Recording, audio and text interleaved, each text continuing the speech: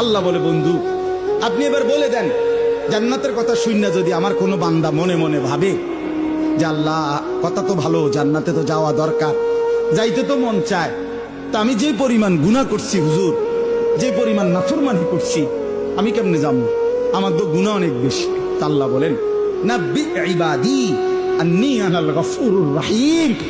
বন্ধু বলে দেন, বান্দা গুনাহ যত বেশি হোক কোনো অসুবিধা নাই, আমি আল্লাহ গফুর রহিম, আমি চূড়ান্ত ক্ষমাশীল, আমি চূড়ান্ত দয়াবান।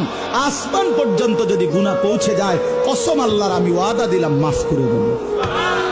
শুধু গুনাহ ছেড়ে দাও, আমার কাছে ফিরে আসো, চোখের পানি ফেলে মাফ চাও, আর করবা না, ওয়াদা দাও আমি 90 বছরের গুনাহ একসাথে মাফ করে দেব।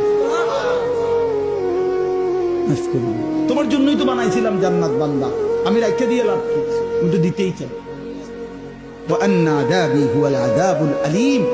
সর্বশেষ আল্লাহ বলছে যে হে বান্দা, এই দেখেন কথাটা শেয়াল, ছেলেরা তোমরা বলো ভাই শোনো, শেষ কথা আল্লাহ তাআলা নবীকে বলছে, বন্ধু এতভাবে বললাম, জান্নাতের সৌন্দর্যের বর্ণনা দিলাম, আমি মাফ করে দিমু কইছি, হয় ফিরে আসলে মাফ, 90 বছর হোক 70 বছর হোক, আসমান পরিমাণ হোক, এরপরও আমি বলছি গুনাহ যদি ছেড়ে দেয়, আবার নতুন করে যদি আমার ইবাদত শুরু করে, আমি পিছনেরটা কি করে দেব? এরপরেও যদি কেউ গাদ্দারি করে, গাদ্দারামি করে, আল্লাহ বলে আমার কথা পাত্তা না দেয়, তো আপনি তারে বলে দিয়েন আন্না আযাবি হুয়াল আযাবুল আলীম।